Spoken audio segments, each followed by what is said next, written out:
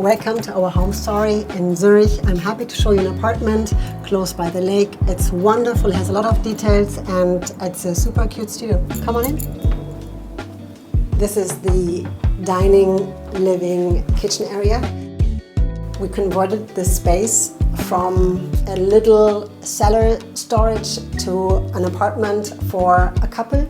We have been able to design everything, which we were very happy about. So we created this dining area and the kitchen, and we made sure that all the materials are cohesive, because especially in a small space, it's very important to have a flow with the materials. It has to be very neutral, elegant, and rounded shapes. Helps, especially with little spaces, to be more cozy and welcoming. So that's why we have a round dining table, a round light. Also, those carpentry works are shaped round.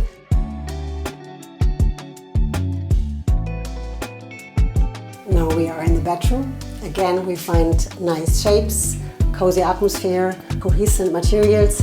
In this bedroom, everything is custom made from a carpenter. We are very happy that we could create a little office, a nice bed, quite spacious. You can open the bed and there's a lot of storage underneath.